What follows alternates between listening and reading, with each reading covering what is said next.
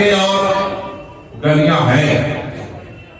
आज पूरी विधानसभा में 900 से ज्यादा सड़कें गलियां मैं बना करके तैयार कर चुका हूं। 900 से ज्यादा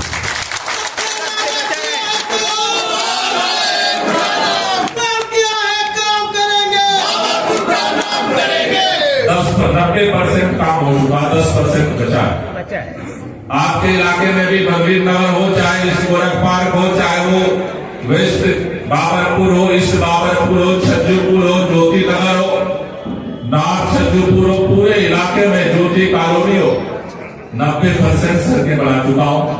10% कहीं यहाँ छोटी लिंक बच गई है, कहीं वहां बच गई है। अब मुझे कॉन्फिडेंस है अगर हाथ निकल रही है तो ठोस निकल जाएगी। गलियों और सड़कों के नाम को पूरा करेंगे। पानी की दिक्कतें थी, उसका समाधान किया गया। ये बलवीर नगर जब पहली बार में चुनाव लड़ रहा था तो हमारे आडमपुर के हमारे बुजुर्गों ने कहा, एक मीटिंग में प्रस्ताव रखा कि हमारे यहां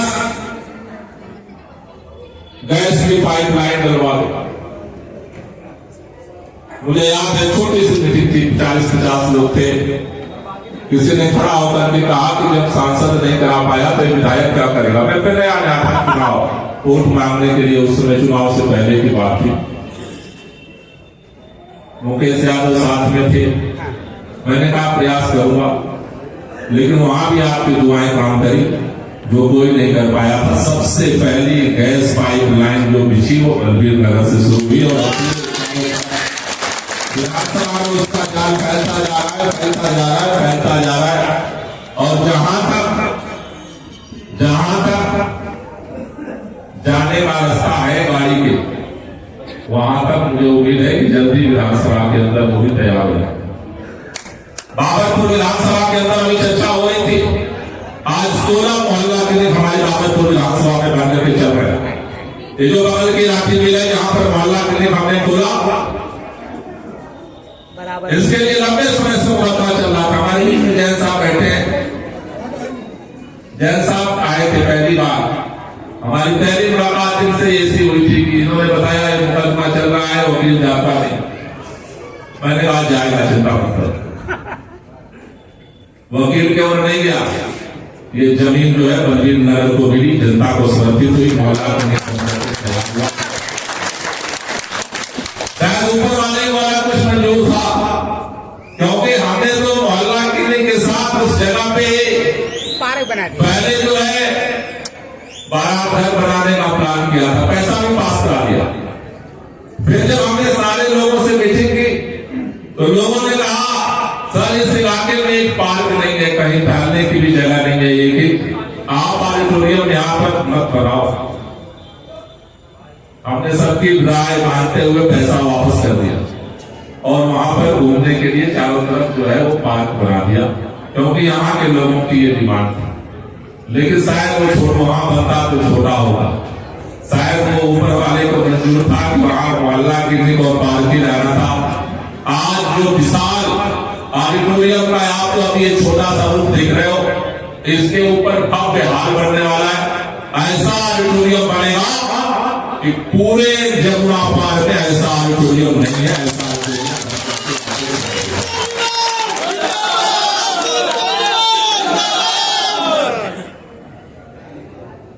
क्योंकि शायद वहां बन जाता तो इतना बड़ा हमें ये गिफ्ट नहीं मिलता, लेकिन ऊपर वाले को पता नहीं था कि इतना बड़ा जगह मिलने वाली है, मिल जाएगी और इतना बड़ा बनेगा। लेकिन कुदरत को पता था, इसलिए वहां पे बना कर दिया। और फिर हमारा संघर्ष जारी था, क्योंकि यहाँ में जहां भी जाता था इतना सरल इलाका है कि किसी भी कार्यक्रम को करने के लिए यहाँ के लोगों को एक छोटा सा वहां पर धर्म कार्यक्रम है, समुदाय भवन अंदर, लेकिन वहां पर तो एक बार के अंदर नहीं जा सकते, रिश्तेदारों को कोई कैसे बुलाए। इसलिए आज हमें इस बात की खुशी है, बाबरपुर विधानसभा क्षेत्र के अंदर खासतौर से बलवीर नगर, ईस्ट वेस्ट गोरखपाल, बाबरपुर, छज्जूपुर, ज्योति नगर, ज्योति कॉलोनी के लोगों के लिए ये आज जो ऑडिटोरियम का हम लोग शुरुआत कर रहे हैं, ये आगामी दिनों में और भव्य तरीके से बनेगा और ऐसा बनेगा, छोटा मोटा नहीं, जितना बड़ा आप चाहोगे ऊपर ऑडिटोरियम होगा, बैठने की जगह होगी, नीचे जितना बड़ा आप 1000-1500 लोगों का फंक्शन भव्य तरीके से आप कर सकते हो। आज जो ये तोहफा बंकिम नगर और पूरे इस क्षेत्र के लिए सरकार की तरफ से मिला है, मैं आपसे एक ही बात कहना चाहता हूं, ये पहला नहीं। आज जो बलबीर नगर में हम ऑडिटोरियम का उद्घाटन कर रहे हैं, अभी इसी तरह से कुछ दिन पहले करदमपुरी में ओपन बराम घर का उद्घाटन हुआ है, जिससे उधर के लोगों को भी सुविधा मिल सके। उसके अभी पहले नाथ लोटा यमुना बिहार के लोगों को तमाम तोहफा आपने दिया है। उससे पहले बाबरपुर के लोग आमतौर पर भाग करके जीटीवी जाते थे। बाबरपुर विधानसभा के अंदर पहली बार मिनी हॉस्पिटल का उद्घाटन जो है वो 65 नंबर रोड पर हो चुका है और इसी कड़ी में पूरे विधानसभा के युवाओं के लिए इतिहास में पहली बार 29 तारीख को गोरख पार्क में मिनी स्टेडियम का भी उद्घाटन होने जा रहा है, जिससे नौजवान हमारे विधानसभा के जितने सरकारी और प्राइवेट स्कूलों के बच्चे हैं, किसी भी गेम के लिए, किसी भी प्रोग्राम के लिए यहां से इष्ट विरोध नगर जाते थे, वहां जाकर के वो कार्यक्रम करते थे, वहां जाकर के प्रतियोगिता होती थी, यहां से जाकर के वहां बुक करते थे, तब वो प्रोग्राम होता था। गार्जियन यहां से जाते थे, टीचर यहां से जाते थे, बच्चे यहां से जाते थे, बसें बुक करके। अब बाबरपुर विधानसभा के किसी भी बच्चे को इष्ट विरोध नगर जाने की जरूरत नहीं है। 29 तारीख को मिनी स्टेडियम भी जनता को मैं समर्पित कर दूंगा और आप बाबरपुर के लोग बाबरपुर के अंदर भी किसी तरह के खेल को, किसी तरह की प्रतियोगिता को, नौजवानों की किसी तरह की तैयारी को अपने विधानसभा के अंदर कर पाएंगे। साथियों, सरकार जो काम कर रही है उसके बारे में मुझे बताने की जरूरत नहीं, तो सबको पता। आज कोई ऐसा परिवार नहीं है जिसको बिजली, पानी, स्कूल, अस्पताल, यात्रा, तीर्थ यात्रा में कम से कम हर महीने 5 से 7 हजार रुपए का सहयोग न मिल रहा, कोई ऐसा परिवार नहीं, और वो आगे जारी रखने की तैयारी है। लेकिन उसके साथ साथ अभी 2 स्कीमों का, 2 भविष्य की योजनाओं का रजिस्ट्रेशन हो रहा है। मैं आज से वो रजिस्ट्रेशन शुरू हुआ है।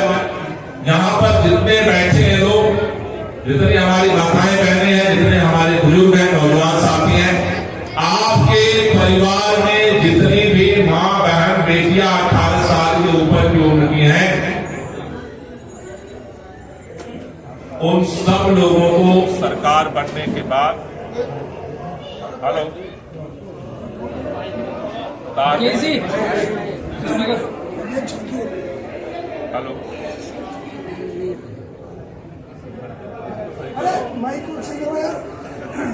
हेलो हेलो, तो आप सबसे निवेदन है, आपके गली मोहल्ले में भी हम कैंप लगवा रहे हैं। सभी माँ बहनों को 2100 रुपए, 2100 रुपए उनके खाते में प्रति महीने देने की महिला सम्मान राशि की तैयारी सरकार कर रही है।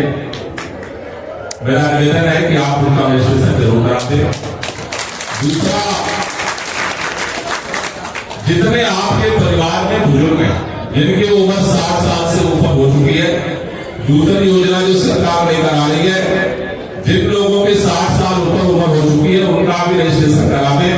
सरकार ऐसी योजना बना रही है, 60 साल के ऊपर के आपके परिवार में जो भी बुजुर्ग है, माँ, पिता, जो भी आपके हैं, उन सब लोगों का कोई भी बीमारी होती है, चाहे आप सरकारी अस्पताल में इलाज कराना, चाहे प्राइवेट में कराना, खर्चा 10,000 का है या 10 लाख का, सारा खर्चा दिल्ली सरकार उठाएगी बुजुर्गों के इलाज के लिए। उसका भी रजिस्ट्रेशन शुरू हो गया है। तो ये 2 रजिस्ट्रेशन आप जरूर अपने अपने मोहल्ले में गली में जब टीम आए तो उसमें आप मदद करना। मैं एक ही बात आपसे कहना चाहता हूं, कल भी काम करने की जिम्मेदारी हमारी थी, आज भी काम करने की जिम्मेदारी हमारी है और कल भी काम करने की जिम्मेदारी हमारी रहेगी। ये जिम्मेदारी मैं निभाऊंगा।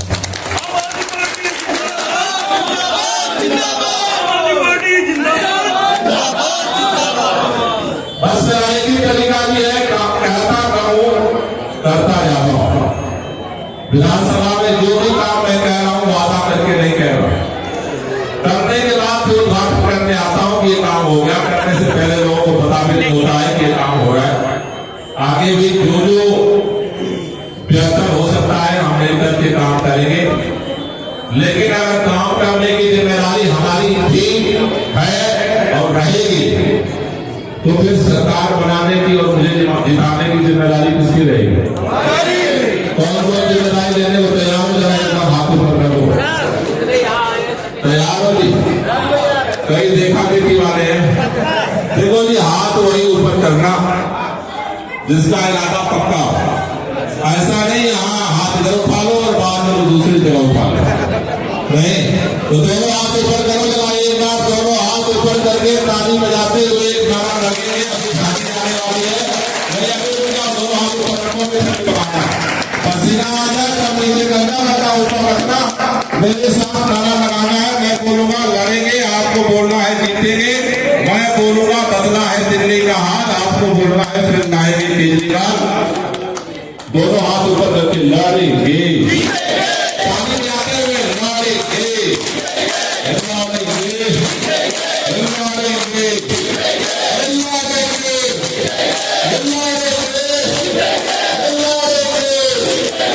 बदला है दिल्ली का हाल, बदला है दिल्ली का हाल। बदल बदलेगा, बदल बदलेगा, और फिर दबेगा।